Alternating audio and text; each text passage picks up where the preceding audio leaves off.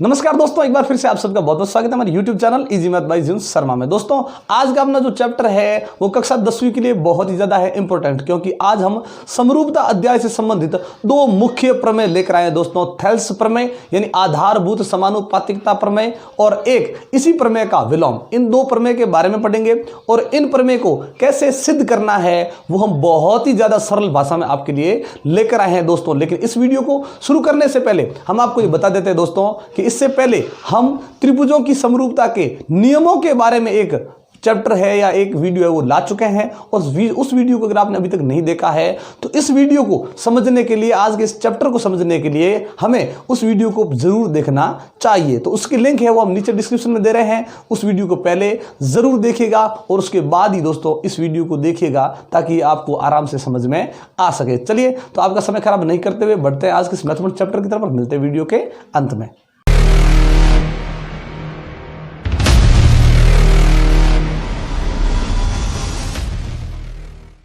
Thales प्रमेय या आधारभूत समानुपातिकता प्रमेय क्या प्रमेय है दोस्तों? देखिए ध्यान से सुनिएगा और ध्यान से समझिएगा दोस्तों कि किसी त्रिभुज की एक भुजा के समांतर, ध्यान रखिए कि भाई कोई भी एक ऐसा त्रिभुज है, उस त्रिभुज की एक भुजा के समांतर, ध्यान रखिएगा ये एक त्रिभुज है और मान लीजिए इस त्रिभुज का नाम हमने दे दिया ABC और फिर लिखा है कि किसी त्रिभुज की एक भुजा के समांतर। अब तीन भुजा है ना, तीनों में से कोई भी एक भुजा ले लो, उस भुजा के समांतर कोई रेखा खींचनी है, ठीक है।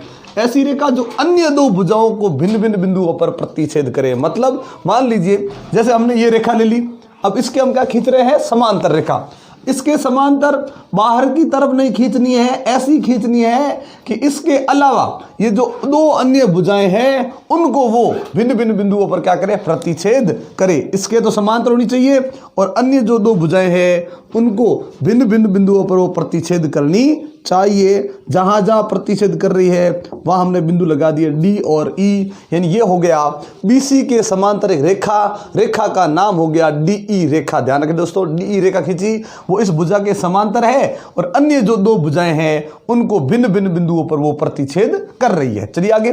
तो वह रेखा, तो जो वो रेखा हमने जो खींची है वह रेखा उन दो भुजाओं को किसको? AB को और AC को समान अनुपात में विभाजित करती है। मतलब ये रेखा है वो इसे और इसे समान अनुपात में बांटती है या नहीं, यही हमें बताना है। तो ये थेल्स प्रमेय जरूर याद कर ले दोस्तों, ये बहुत ही ज्यादा काम आने वाला है। किसमें?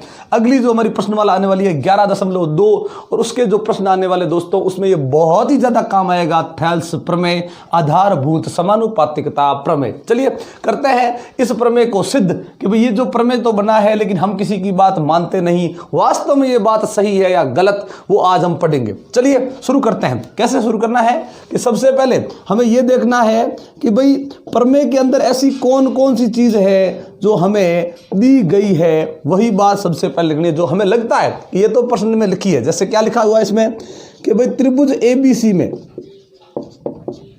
ABC में BC के समांतर, ध्यान रखें हमने किस भुजा के समांतर खींची है? BC के समांतर रेखा DE खींची।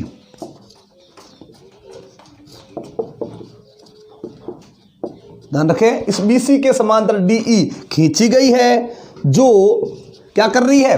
भुजाएं AB और AC को काट रही है। जो भुजा AB व AC को क्रमशः, क्योंकि वहां पे लिखा है ना भिन्न भिन्न बिंदुओं पर, तो क्रमशः बिंदु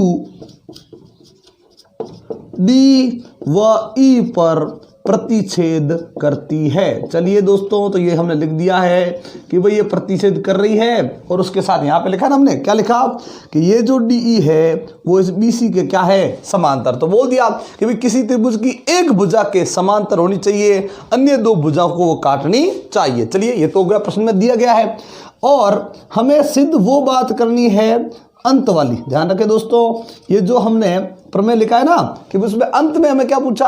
अंत में बोला कि वह रेखा उन दो भुजाओं को समान अनुपात बांटती है। वो रेखा है ना वो इस भुजा को किस अनुपात बांटती है? टुकड़े करते हैं।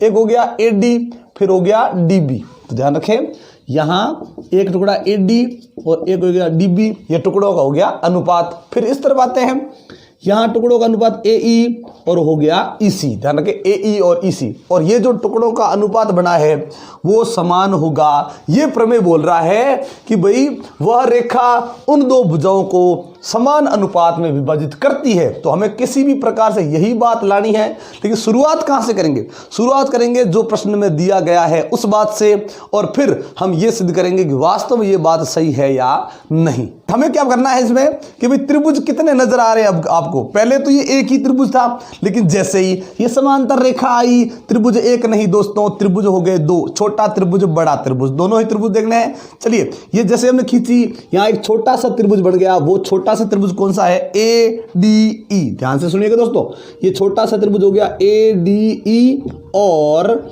एक बड़ा त्रिभुज है जो प्रश्न में दिया गया है, कौन सा? ABC। चलिए हमने लिख दिया ABC। इन दोनों त्रिभुजों के अंदर हम क्या देखते हैं दोस्तों कि भाई ये छोटा वाला त्रिभुज है ना, वो तो पहले नहीं था, केवल कौन सा था? बड़ा वाला। बड़े वाले त्रिभुज में क्या था कि ये जैसे ही बड़ा वाला त्रिभुज देखा, उसकी एक भुजा के ये क्या है? समांतर। मतलब इस बड़े त्रिभुज के अंदर ये जो छोटा त्रिभुज बना है ना, उसकी एक जो ये भुजा है DE, वो इस बड़े त्रिभुज की भुजा BC के क्या है? समांतर। हम छोटी सी बात ले रहे हैं दोस्तों, जो हमने कहां पे पढ़ी थी? हमने पढ़ी थी 7वीं क्लास में, 8वीं क्लास में। वो छोटी सी बात ले रहे हैं। कौन सी छोटी सी बात थी? ध्यान रखिएगा कि इसमें हमने क्या देखा कि भाई इन दो त्रिभुजों के अंदर ये जो DE और ये BC है वो प्रश्न के अनुसार पहले से समांतर है। तो इसका मतलब जब समांतर रेखाओं से कोई एक रेखा गुजर जाती है उसे तिर्यक छेदी रेखा कहते हैं। और ये भी क्या है? इसका मतलब ये भी तिर्यक छेदी रेखा। और इसमें क्या होता है दोस्तों, कई ऐसे कोण हैं जो यहाँ इस रेखा के और इस रेखा के आपस में समान हो सकते हैं। चलिए हम करते हैं। इसका हमने कोण लिया, ये D वाला कोण। ध्यान रखिए दोस्तों, इस छोटे वाले त्रिभुज के अंदर ये D वाला कोण लिया, ADE, यानी ये D वाला कोण। तो क्या नाम दे दिया? कोण ADE। ये तो हो गया किसमें? छोटे त्रिभुज के अंदर। बड़े त्रिभुज के अंदर देखिए क्या है? बड़े त्रिभुज के अंदर हमने क्या देखा कि इसी के जैसा ये कोण दिख रहा है। देखिए ये भी उन दो समांतर रेखाओं में, देखिए ये भी ऊपर, ये भी ऊपर, ये भी तिर्यक छेदी रेखा के दाईं तरफ, ये भी तिर्यक छेदी रेखा के दाईं तरफ। इस कोण का नाम क्या लिख दें? B लिख दें। अब आप कहोगे सर इसमें तो इतना बड़ा लिखा, इसमें छोटा क्यों लिखा? लिख सकते हो आप, इतना भी लिख सकते हो B को भी, लेकिन यहाँ पे देखिए D पे यहाँ पे 4 कोण नजर आ रहे हैं। देखिए अंदर की तरफ है, नीचे की तरफ है, या बाहर की तरफ भी 2 कोण है, लेकिन B पे तो एक ही कोण बना है ना, इसलिए ये संगति वाला कोण ले लिया। ये दोनों कोण कैसे हो गए? बराबर। लेकिन उसका कारण ये समांतर रेखाएं और समांतर रेखाओं पर बने संगत कोण युग्म। ध्यान रखें दोस्तों, ये इसका कारण है कि आखिर ये दोनों बराबर क्यों है? क्योंकि ध्यान रखिएगा, जब भी दो समांतर रेखाएं हो उससे तिर्यक छेदी रेखा गुजरती है ना, तो इस समांतर रेखा पर बना कोई कोण और इस समांतर रेखा पर बना कोण, यानी वो एक ही स्थान पर बने हो, ध्यान रखें संगति में बने हो, ठीक है, तो वे हमेशा बराबर होते हैं। ये 7वीं क्लास में हमने पढ़ लिया था समांतर रेखाओं के बारे में। चलिए हो गया। फिर इस तरफ आते हैं, यहाँ E और ये ले लिया हमने C, यहाँ कौन? E का नाम देखिए हमने क्या लिखा कि भाई E के स्थान पर नाम है AED। कौन? AED बराबर कौन क्या हो गया? C। ये भी क्या है? संगत कोण युग्म, यानी संगत कोण युग्म के हिसाब से बराबर हो गए। अब आप सोचिए, इस छोटे से त्रिभुज का इस बड़े से त्रिभुज के साथ देखा कि दो दो कोण उनके संगत कोण क्या हो गए? समान। इससे पहले हम क्या लेकर आए थे? इसी अध्याय के लिए वीडियो ला चुके हैं ना, उसमें एक वीडियो लेकर आए थे, उसकी लिंक हम नीचे डिस्क्रिप्शन दे रहे हैं, उसको जरूर देखिएगा, क्योंकि उसमें हमने समरूपता के नियम पढ़े थे, त्रिभुजों की समरूपता के नियम।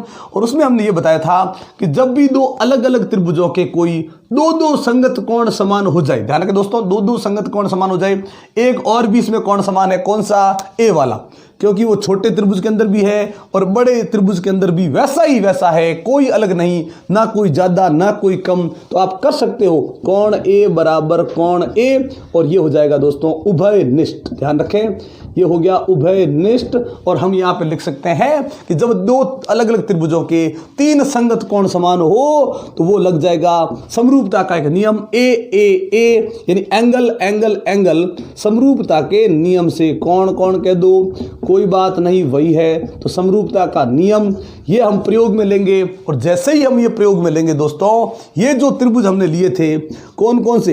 एक त्रिभुज ADE, और एक त्रिभुज लिया था हमने ABC, वो दोनों समरूप हो जाएंगे। ये समरूपता का चिन्ह है दोस्तों। ये दोनों त्रिभुज जो है वो समरूप हो जाएंगे। ध्यान रखें, जब भी दो अलग अलग त्रिभुजों में कोई दो कोण भी समान हो तो भी वो नियम बन जाता है AA, और तीनों समान हो जाए तो AAA, समरूपता का नियम लग जाएगा और ये दोनों त्रिभुज समरूप हो जाएंगे। चलिए, समरूप कर दिए। समरूप करने के बाद में ध्यान रखें, जब भी दो त्रिभुज समरूप हो जाते हैं ना, समरूप होने के बाद उनमें दो बातें होती हैं, वो भी हम पिछली वीडियो में बता चुके हैं। 11.1 आप देखें जरूर प्रश्नमाला, उसमें एक प्रश्न आया था, उसमें लिखा था कि भाई दो त्रिभुज समरूप होते हैं, कब होते हैं? जब उनकी संगत भुजाएं समानुपाती और संगत कोण समान हो। लेकिन ध्यान रखें दोस्तों, यहां हमने जो नियम लगाया ना, उसमें कोणों की बात तो हो चुकी है, बचा कौन? भुजाएं। और भुजाओं की अगर हम बात लिखेंगे तो ये जो सिद्ध करना है वो भी किसके बारे में? भुजाओं के बारे में तो है, इसलिए वो अपना है सिद्ध हो जाएगा। इसलिए हम बात लिखेंगे, क्या बात लिखेंगे दोस्तों? अब ध्यान से सुनिएगा। हम लिखेंगे कि भाई समरूप त्रिभुजों की, ध्यान रखिएगा, समरूप त्रिभुजों की संगत भुजाएं समानुपाती होती है। समानुपाती मतलब दोस्तों ध्यान रखें, समान अनुपात वाली होती है। कैसे समान अनुपात वाली होती है? देखिए, अब इसमें से आप कोई भी एक भुजा लोगे, वो वापस संगत भुजा लेंगे ना, उसके अनुपात बढ़ाते ही वो बराबर हो जाएगी। कैसे? हमने जैसे इसको लिया AD, ध्यान से सुनिएगा, A और D, तो ये भुजा बन गई AD। तो ऐसी भुजा संगत बनानी है उसमें, AD यानी पहला और दूसरा बिंदु, इसमें भी वही पहला और दूसरा बिंदु AB, यानी AD और वापस इसमें AB का अनुपात। ठीक है, फिर इसमें आते हैं, इसमें दूसरा और तीसरा DE, तो इसमें भी दूसरा और तीसरा कौन हो गया? BC। फिर इसमें पहला और तीसरा कौन है? AE। इसमें भी पहला और तीसरा कौन है? AC। तीनों ही अनुपात दोस्तों बराबर हो जाएंगे, क्योंकि हमने बता दिया था कि भाई जब भी दो त्रिभुज समरूप हो जाते हैं, आप याद कर लें कि जब भी दो त्रिभुज समरूप हो जाते हैं, उन समरूप त्रिभुजों की संगत जो भुजाएं हैं वो समानुपाती होती है, समान नहीं होती है, समानुपाती होती है। लेकिन अगर इसमें कोण की बात पूछ ली जाए तो आप ये बता सकते हो कि समरूप त्रिभुजों की संगत कोण समान होते हैं। संगत कोण तो है वो समान होते हैं, संगत जो भुजाएं हैं वो समानुपाती होती है। तो चलिए समानुपाती रख दी। अब इसमें से आपको ये देखना है कि यहां हमें कितने मिल गए? 3 अनुपात। लेकिन जो हमें सिद्ध करना है उसमें तो केवल 2 ही अनुपात है। कौन कौन से? कि भाई सिद्ध करना है AD और DB के बारे में, ये रहा इस तरफ AD और DB, और फिर आगे AE और EC वो रहा इस तरफ। तो इसमें से ऐसा कौन सा अनुपात है जो हमें छोड़ना चाहिए? तो ये लिखा देखिए बीच में DE और BC, यह है DE और BC जो हमें कहीं भी सिद्ध नहीं करना है। तो इस चीज को हम छोड़ देंगे, इन दोनों को हम ले लेंगे, क्योंकि ये दोनों वैसे ही तीनों बराबर है, तो दोनों तो बराबर है ही। तो हम इसी को ले लेते हैं वापस, AD बट्टे AB और वापस AE बट्टे AC, इन दोनों को लेकर इसे आगे सरल करते हैं, और सरल करने के बाद जो हमें सिद्ध करना है दोस्तों वो सिद्ध हो जाएगा। चलिए कैसे करते हैं कि भाई देखिए, सिद्ध करने में क्या चाहिए मुझे? AD और DB। उसमें से देखिए AD तो आ चुका है, देखिए हमने जैसे सिद्ध किया ना उसमें AD तो हमें मिल चुका है, लेकिन DB अभी तक नहीं मिला, क्योंकि DB की जगह हमें क्या मिल गया? AB। तो देखते हैं क्या, ये DB हमें सिद्ध करना है, ये रहा देखिए DB, ये हमें सिद्ध करना है। ठीक है, उसमें जो आया उसको पढ़ते हैं नीचे AB। AB मतलब कौन? ये पूरा, हमें इसकी जरूरत नहीं है, हमें AB की जरूरत नहीं है, फिर भी AB आया, हमें तो AB की जगह पे इस DB की जरूरत है। अब ध्यान से थोड़ा समझिएगा दोस्तों कि जब भी इस प्रकार से अनुपात लगभग तो वो आ चुका है, लेकिन एक ऐसी चीज आई जिसकी हमें जरूरत नहीं है। किसकी जरूरत नहीं है? AB की। तो फिर ठीक सामने देखने की जरूरत नहीं है, ये समझो। अगर इस नीचे वाले की हमें जरूरत नहीं तो इसमें भी नीचे वाले की जरूरत नहीं है, ये समझो। और जिसकी आपको जरूरत ना हो उसका थोड़ा सा ध्यान रखिए, जिसकी आपको जरूरत ना हो पहले उसे ऊपर ले जाएं। अगर जिसकी जरूरत नहीं है और वो ऊपर है तो कोई दिक्कत नहीं, फिर अगर नीचे है तो उस बिना जरूरत वाली चीज को ऊपर ले जाएंगे, तो इसका मतलब ऊपर वाली जो है वो अपने आप कहां जाएगी? नीचे। इसको बोलते हैं व्युत्क्रम। और सामने है तो इसका अगर व्युत्क्रम हो गया तो जो सामने है उसका भी व्युत्क्रम हो जाएगा। व्युत्क्रम क्यों किया?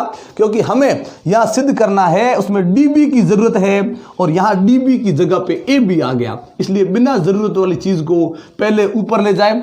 फिर क्या देखना है कि बिना जरूरत वाली जो हमारे पास है वो ये रही, और जो सिद्ध करनी है वो DB ये रही नीचे। मतलब जो प्रश्न में अभी हमने कर दिया है वहां एक बड़ा टुकड़ा है, यानी बड़ी भुजा है, और हमें जो जरूरत है वो कैसे होगा, इस बड़ी को छोटा करेंगे ना तो हमें ये प्राप्त हो जाएगी। यानी बड़ी को छोटा करना है। जब भी आपको ऐसा लगे कि अनुपात में जो है, जो बिना जरूरत की चीज वो बड़ी है और उसे छोटी करेंगे ना तो हमारी सिद्ध करने वाली चीज आ जाएगी।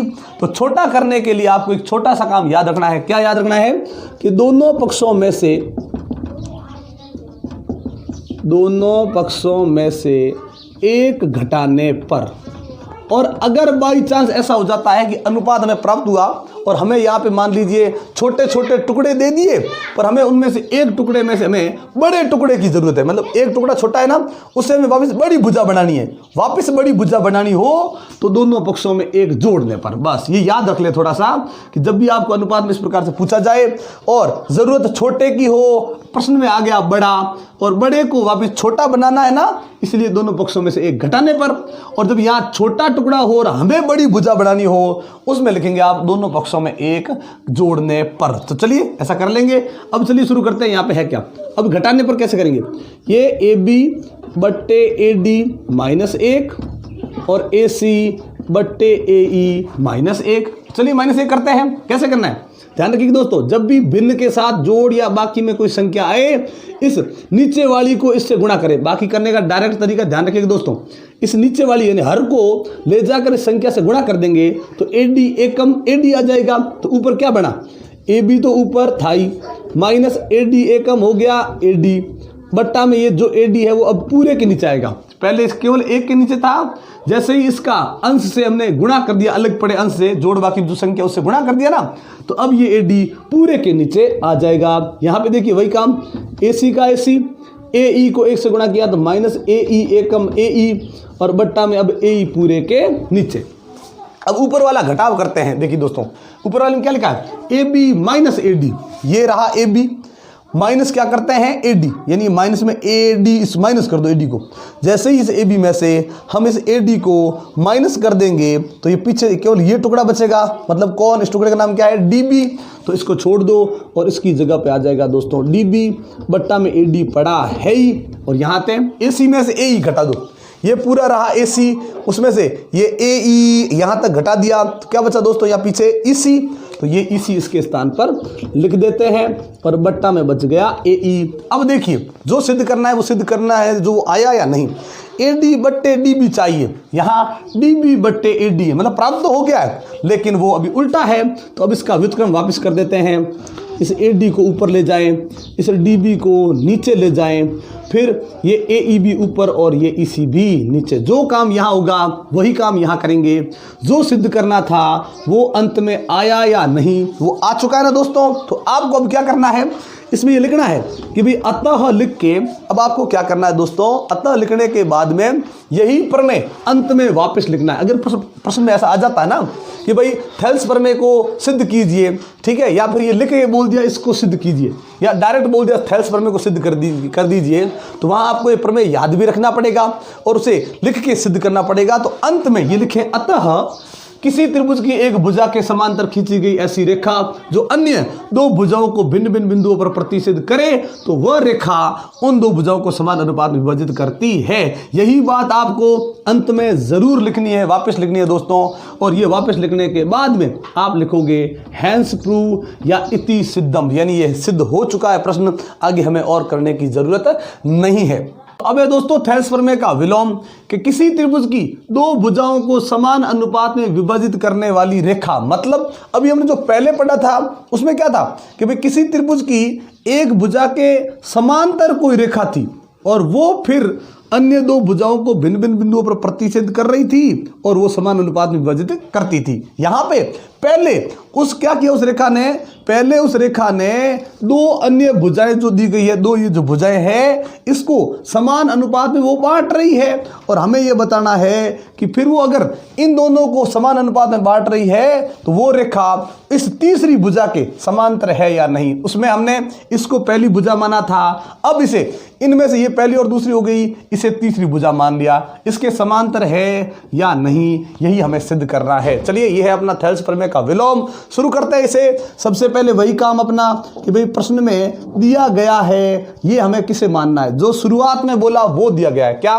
कि किसी त्रिभुज की दो भुजाओं को समान अनुपात में विभाजित करती है, यानी कौन सी। चलिए, त्रिभुज ABC की भुजाओं AB व AC, ये AB व AC को समान अनुपात में विभाजित करने वाली रेखा, विभाजित करने वाली रेखा DE है। ये क्या करती है, समान अनुपात बांटती है। कौन कौन से समान अनुपात, देखिए इस तरफ बन जाएगा AD बट्टे DB, ये देखिए टुकड़े कर दिया ना, एक AD एक DB, उनका अनुपात। इस तरफ वापस AE और बट्टे बन गया EC, और लिखा है समान अनुपात में बांट दिए। अनुपात कैसे है, दोनों बराबर। चलिए बराबर लिख दिया हमने। हमें सिद्ध क्या करना है, हमें दोस्तों सिद्ध करना है, ध्यान से सुनिएगा, हमें सिद्ध करना है कि ये जो काटने वाली दो भुजाओं को काटते हुए जो रेखा है, वो रेखा उस त्रिभुज की ये जो तीसरी भुजा बच गई जिसे ये रेखा नहीं काट रही है ना, उसके ये समांतर है या नहीं, हमें केवल यही सिद्ध करना है। चलिए शुरू करते हैं, कैसे सिद्ध करना है। सबसे पहले अपना वही काम, जैसे ही रेखा ने काटा अनुपात समान है, कोई दिक्कत नहीं। कितने त्रिभुज हो गए, दो। छोटा वाला त्रिभुज कौन सा, ADE, और एक हो गया बड़ा वाला त्रिभुज ABC। बस ये दोनों त्रिभुज लेने हैं।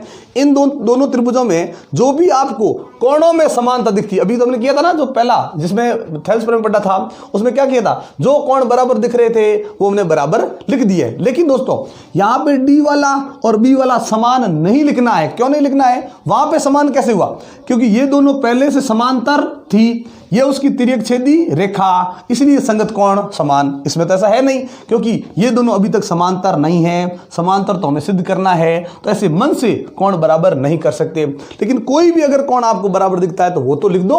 तो हमें यहाँ पे कोण A है, वो दोनों में बराबर नजर आ रहा है, क्योंकि वो कोण A है वो दोनों में दोस्तों उभयनिष्ठ है। ध्यान रखें, उभयनिष्ठ है, इसलिए कोण बराबर हो गया।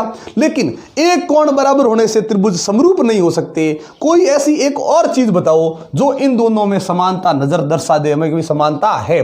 तो हमने क्या देखा कि यहां जो दिया गया है उसमें देखिए अनुपात, देखिए AD बट्टे DB बराबर AE बट्टे EC। ये देखिए AD बट्टा में DB, यानी हमने क्या देखा, AD जो है वो छोटे त्रिभुज की एक भुजा है, और बट्टा में जो DB है वो बड़े त्रिभुज की इस भुजा का एक टुकड़ा है। मतलब कैसे भी करो, थोड़ा बहुत भुजा का जिक्र हो रहा है ना, इसलिए हम यही चीज इसमें लेंगे। क्या लेंगे, AD बट्टे DB बराबर AE बट्टे EC, इसको हमें काम लेंगे। लेकिन ये कहाँ से लाए हमें, कि भाई ये तो प्रश्न में दिया गया है, इसलिए हम लेंगे इसे, और इसे लेकर हम इस प्रश्न को शुरू करेंगे। क्योंकि हमें कोण एक बराबर हो गया, कोई दिक्कत नहीं। लेकिन ये जो अनुपात बन रहा है ना, समरूपता के हिसाब से केवल टुकड़े नहीं होने चाहिए, ये पूरी भुजा होनी चाहिए। अगर ये ऊपर वाली छोटे त्रिभुज की भुजा है तो नीचे वाली भी बड़े त्रिभुज की ये संगत भुजा होनी चाहिए। चलिए कैसे करते हैं, आगे करते हैं। यहाँ पे इस छोटे त्रिभुज की पूरी भुजा है, देखिए AD पूरी भुजा है ना, लेकिन DB क्या है, इस बड़े त्रिभुज की ये जो इस तरफ वाली पूरी भुजा है उसका केवल एक टुकड़ा है। और ध्यान रखिए दोस्तों, दो त्रिभुजों को समरूप करने के लिए हमें भुजा के टुकड़ों की जरूरत नहीं है, हमें पूरी भुजा की जरूरत है। मतलब ये DB यानी DB की हमें जरूरत नहीं है। और अभी तो हमने बताया था, जो आपको जरूरत ना हो, अनुपात में जिसकी आपको जरूरत ना हो उसे ऊपर ले जाए, बस कुछ नहीं करना है। जिसकी जरूरत नहीं उसे ऊपर ले जाएंगे तो ऊपर वाली अपने आप नीचे आ जाएगी दोस्तों। तो चलिए हम ले आए, तो इसमें ऐसा किया तो इसमें भी हो जाएगा। इसी प्रकार से वही आपको काम करना है। चलिए अब देखते हैं कि भाई बिना जरूरत वाली चीज को कहां लेकर आ गए, ऊपर लेकर आ गए, कोई दिक्कत नहीं। अब यही सोचना है कि ये जो है, जो यहां पे प्रश्न में आया हुआ है, या हमने इतना सिद्ध कर दिया है DB, ये DB यहां पे आया हुआ है। लेकिन सोचिए कि अगर ये AD इस छोटे वाले त्रिभुज की पूरी भुजा है तो ये ऊपर जो है वो भी भुजा ही होनी चाहिए। किस त्रिभुज की, क्योंकि छोटे वाले त्रिभुज के साथ कौन सा लिया, बड़ा वाला त्रिभुज। तो ये बड़ा वाला जो त्रिभुज है उसकी भी ये भुजा बननी चाहिए। तो सोचिए ये डीबी तो यहाँ पे आई हुई है, हमें डीबी नहीं, हमें इस त्रिभुज की ये पूरी भुजा बनानी है, पूरी ये पूरी क्या बनानी है, ए बी बनानी है क्या डीबी, बनानी क्या है ए बी। मतलब जो छोटा भाग आया हुआ है उसे हमें बड़ा करना है। तो अभी तो हमने बताया था कि जब भी आपको कोई भुजा बड़ी करनी हो, आपको लगे कि ये छोटी है और हमें इसे बड़ी करनी है, तो आप क्या लिखोगे, दोनों पक्षों में एक जोड़ने पर, दोनों पक्षों में एक जोड़ने पर, क्योंकि जो परिवर्तन इसमें होगा वही इसमें करना है। मतलब इसमें डीबी की जरूरत नहीं है ना, छोटा टुकड़ा है, उसी प्रकार इसमें ईसी की भी जरूरत नहीं है, ईसी भी छोटा टुकड़ा ही है। तो जो काम यहां करेंगे वही काम यहां करना है। चलिए लिखेंगे, ये डीबी बट्टे ए डी प्लस 1 किया, उसमें -1 किया था क्योंकि उसमें बड़ा टुकड़ा था, बड़ी भुजा थी, हमें उसे टुकड़ों के रूप में बांटना था, मतलब बड़ी को क्या करना था, छोटा, इसलिए 1 माइनस कर दिया। अब यहाँ पे छोटा है उसे वापस बड़ा करना है ना, तो दोनों पक्षों में 1 जोड़ देंगे। लिखने का तरीका वही अपना, चलिए ये +1 वही काम करना है, इस ए डी को गुणा कर दे, ऊपर डी बी तो है ही, वापस प्लस ए डी को गुणा कर दिया, A D Ekam A D बट्टा में क्या है, अब पूरे के नीचे ए डी। चलिए यहाँ आते हैं, ईसी तो है ही, ए ई को कर दो 1 से गुणा, तो ए ई एकम ए ई, और ये ए ई पूरे के नीचे आ जाएगा। ध्यान रखें दोस्तों, जब ये प्लस में या माइनस में कोई अलग संख्या हो उसे हम हर से गुणा करेंगे ना, तो हर से गुणा करने के बाद वो भिन्न के साथ में आ जाएगा और हर जो है वो वैसे का वैसा ही रह जाएगा। चलिए ऊपर करते हैं, क्या लिखा ऊपर, कि D B plus A D करते हैं, ये रहा डी बी, प्लस में क्या है ए डी, ये रहा ए डी और डी बी दोनों को जोड़ेंगे, क्या बन जाएगी, भुजा ए बी बन जाएगी। चलिए ये हो गया ए बी बट्टा में हो गया ए डी, यहाँ जोड़िए, ये ई सी नीचे पड़ा देखो ई सी, और ये प्लस में क्या है ए ई, इन दोनों को जोड़ेंगे, ये क्या बन जाएगी ए सी, और बड़ा बट्टा में हो जाएगा ए ई। चलिए अब सोचिए कि भाई इन दो त्रिभुजों में एक एक कोण क्या था, बराबर था, उभयनिष्ठ होने की वजह से। यहाँ अब देखिए ए बी बट्टे ए डी यानी क्या है, इस छोटे त्रिभुज की और बड़े त्रिभुज की एक एक भुजा का ये अनुपात है। ए बी बड़े त्रिभुज की भुजा, ए डी छोटे त्रिभुज की भुजा। अब कोई टुकड़ा तो नहीं है ना, ये एक एक अनुपात बराबर हो गया। ध्यान रखें दोस्तों, जब किसी त्रिभुज के अंदर एक कोण समान हो और उनमें दो भुजाओं के अनुपात समान हो, ध्यान रखिए दो भुजाएं कौन कौन सी, इसमें देखिए ये इस तरफ वाली एक ए बी और ए डी, ये रहा, वहां देखिए ए सी और ए ई। हमने क्या देखा कि भाई इस तरफ वाली भुजाओं के अनुपात बराबर है और बीच वाला कोण बराबर है, दो तो भुजाएं बीच वाला कोण। ध्यान रखिए दोस्तों, ये हो गया समरूपता का नियम, SAS समरूपता के नियम से, समरूपता के नियम से। हमने केवल समरूपता का नियम कंप्लीट करने के लिए इतना काम किया, समरूपता का नियम अपना कंप्लीट हो गया। और जैसे ही समरूपता का नियम कंप्लीट होगा दोस्तों, ये जो हमने लिए हैं त्रिभुज ADE और त्रिभुज ABC, वो दोनों समरूप हो जाएंगे। ये समरूपता का हमने चिन्ह लगा दिया और ये दोनों त्रिभुज समरूप हो जाएंगे। अब देखिए, हमने समरूपता से पहले कोण में केवल एक कोण का जिक्र किया, लेकिन भुजाएं तो दो ले ली। अब अनुपात के हिसाब से देखा जाए तो दो भुजाओं के अलावा एक ही भुजा बची है, और फिर उस एक भुजा के अनुपात को अलग लेने से कोई मतलब नहीं। यानी अब कौन सी बात लिखेंगे कि भाई समरूप त्रिभुजों के, समरूप त्रिभुजों के संगत कोण समान होते हैं। ध्यान रखिए दोस्तों, संगत कोण समान होते हैं। संगत कोण समान होंगे, कौन कौन से कोण, ए वाला कोण तो ले लिया था हमने, छोटे वाले त्रिभुज के अंदर ये कोण ले लो, तो बड़े वाले त्रिभुज के अंदर कौन सा लेंगे, ये इस तरफ वाला लेंगे। अब ये समरूपता की वजह से बराबर हो रहे हैं, ना कि वो समांतर वाले नियम से। ये संगत, ये जो हो रहे हैं वो केवल क्या है, समरूप त्रिभुज हो गए, इसलिए उनके संगत कोण भी समान हो जाएंगे। यानी कौन सा कोण, ADE बराबर हो जाएगा कोण B, और हमें करने की जरूरत ही नहीं पड़ेगी। अब सोचिए, ये ADE और ये कोण B क्या हो गए, दोनों बराबर। अब आगे बढ़ो, कुछ करना ही नहीं है आपको, आपने जैसे ही बराबर लिखे। अब सोचिए कि भाई इससे पहले जो हमने प्रश्न किया था उसमें ये दोनों क्यों बराबर हुए थे, क्योंकि ये दोनों क्या थी, समांतर। और जब समांतर हो, तिर्यक सीधी रेखा काट दे, तो एक ही जगह पर बनने वाले कोण, समान जगह पर बनने वाले कोण बराबर होते हैं, उन्हें बोलते हैं संगत कोण युग्म। लेकिन यहां पे देखिए समरूपता हुई, समरूपता की वजह से छोटे त्रिभुज का ये कोण और बड़े त्रिभुज का ये कोण, जो त्रिभुज आपस में समरूप हो जाते हैं उनके संगत कोण बराबर हो जाते हैं। तो ये कोण जैसे ही बराबर हुए, तो सोचिए ये दोनों समांतर, तो ये दोनों कोण बराबर, ये हमने पिछले प्रश्न में पढ़ लिया था, पिछले प्रमेय में पढ़ लिया था। अब इस प्रमेय में वापस उल्टी बात है, अगर ये दोनों कोण बराबर है तो ये दोनों रेखाएं क्या हो जाएगी, समांतर। ये भी 7वीं क्लास की चीज है। कैसे कि सर ये दोनों संगत कोण बराबर हो गए, यहां पे क्या हो रहा है, यहां संगत कोण युग्म का निर्माण हो रहा है। ध्यान रखिए दोस्तों, यहां संगत कोण युग्म का निर्माण हो रहा है।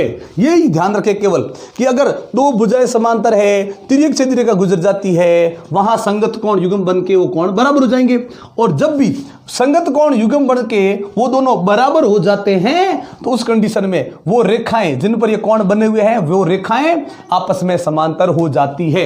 और इसीलिए ध्यान रखें, ये जो DE और ये जो AB है वो आपस में समांतर हो जाएगी। अतः लिख के आपको यही प्रमेय पूरा वापस लिखना है, ये हो जाएगा इति सिद्धम। तो ध्यान रखिएगा दोस्तों थोड़ा सा कि अगर ये दोनों समांतर, तिर्यक छेदी रेखा काटती है, संगत कोण बराबर, जो हमने पिछले प्रमेय में पढ़ लिया। इस प्रमेय में ये दोनों कोण जो है वो समरूपता की वजह से बराबर हो गए, और जैसे ही ये बराबर हुए यहां संगत कोण युग्म का निर्माण हो गया। और ये दोनों देखिए कोण, ये दोनों कोण है ना अलग अलग त्रिभुज में है, लेकिन वो तो समरूपता की वजह से। लेकिन अगर हम त्रिभुजों को भूल जाएं, केवल रेखाओं को देखें तो क्या लगेगा कि भाई ये इस रेखा पे बना कोण, ये इस रेखा पे बना कोण। जब अलग अलग रेखाओं पे एक ही तिर्यक छेदी रेखा गुजर जाए और वहां एक ही जगह समान जगह पर बनने वाले कोण यदि बराबर हो जाते हैं तो ऐसी कंडीशन में वो रेखाएं भी समांतर हो जाती है। तो ये वीडियो आज हम यहीं पे समाप्त करते हैं। ये वीडियो आपको कैसी लगी ये मैं कमेंट बॉक्स में लिखकर जरूर बताइएगा। अच्छी लगी हो तो लाइक और शेयर कर दें। एक बार आप सबका बहुत बहुत धन्यवाद हमारे चैनल को सब्सक्राइब करने के लिए और वीडियोस को लगातार देखने के लिए। लेकिन अगर आप हमारे चैनल पर नए हैं और हमारे चैनल को और हमारी वीडियो को पहली बार देख रहे हैं दोस्तों, तो चैनल को सब्सक्राइब करना मत भूलिएगा और बेल आइकन जरूर दबाइएगा, ताकि जब भी इस प्रकार के इंटरेस्टिंग वीडियो हम आपके लिए लेकर आए नोटिफिकेशन आपको मिलती रहे। तो इसी प्रकार के इंटरेस्टिंग वीडियो देखने के लिए जुड़े रहें हमारे साथ। तब तक के लिए नमस्कार, जय हिंद, जय भारत।